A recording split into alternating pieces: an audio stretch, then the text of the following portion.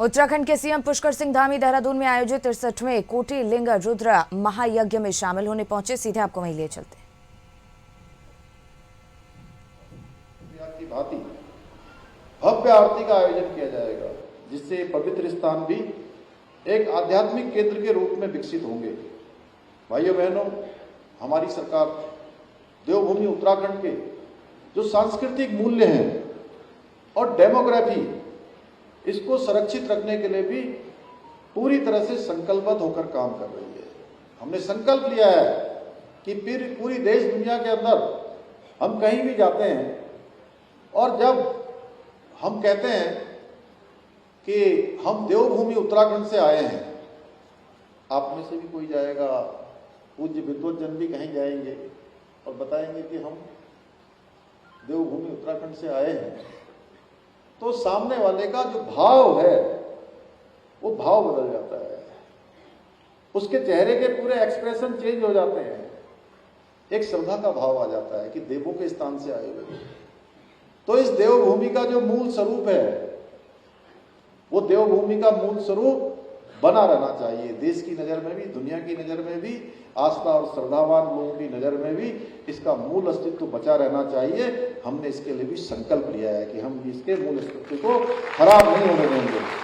इसी संकल्प के साथ हमने प्रदेश में लैंड जिहाद, लव जिहाद, थूक जिहाद जैसी जो घृणित मानसिकता है, उस घृणित मानसिकता के खिलाफ हम लगातार कार्रवाई कर रहे हैं, क्योंकि देवभूमि को स्वच्छ और साफ रखना हम सबकी प्राथमिकता है।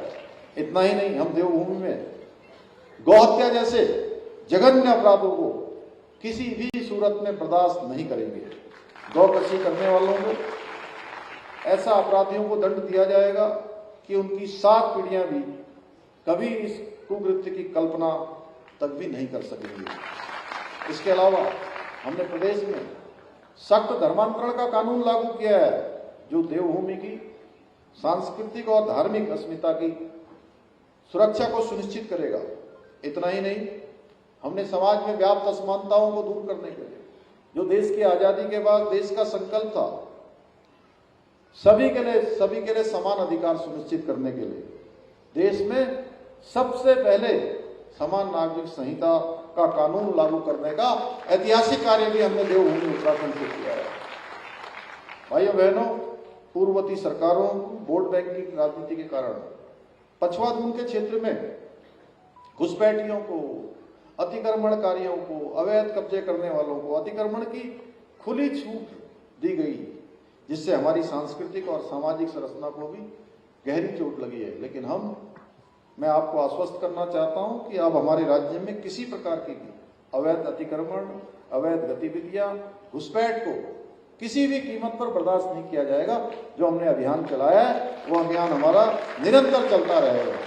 इसके साथ हमारी सरकार ने राज्य में भू माफियाओं पर कार्रवाई करने के उद्देश्य से इसी विधानसभा का सत्र जो अभी संपन्न हुआ है, हमारे सहदेव भाई भी उसमें इन्होंने भी जो है भू कानून बनाने में अपना योगदान दिया है और हमने भू कानून लागू करने का भी कार्य किया है, जो देवभूमि के मूल स्वरूप को बनाए रखने में सहायक सिद्ध होगा। भाइयों बहनों, हमारी सरकार उत्तराखंड को देश का सर्वश्रेष्ठ राज्य बनाने के लिए विकल्प रहित संकल्प के साथ निरंतर कार्य कर रही है। मुझे पूरा विश्वास है कि इस पावन संकल्प को पूरा करने में आप सभी माताओं बहनों का, हमारे पूज्य संतों का, पूज्य आचार्यों का, पूज्य विद्वज्जनों का, मेरी और